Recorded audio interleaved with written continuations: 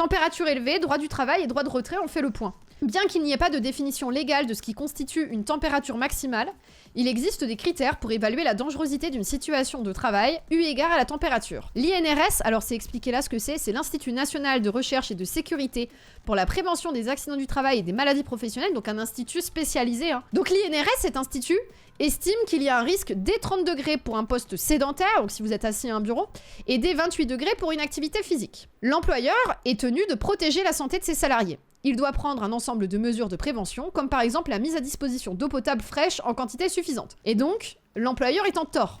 S'il vous fournit pas, vous ne met pas d'eau à disposition. Donc là, par exemple, vigilance canicule rouge, vous pouvez utiliser droit de retrait si votre employeur ne fait rien. Ces 3 niveaux déclenchent des obligations de prévention de la part de l'employeur. Si l'employeur, quand vous êtes en canicule, ne change rien et n'ajuste pas le poste de travail, il est en tort. Ils doivent même, normalement, c'est avant même une alerte, ils sont censés adapter les postes de travail, ils sont censés anticiper.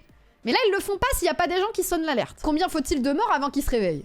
C'est quand même terrible. Nous sommes en droit, donc nous les salariés, d'exiger des réorganisations du travail et d'exercer notre droit de retrait pour préserver notre santé et notre sécurité.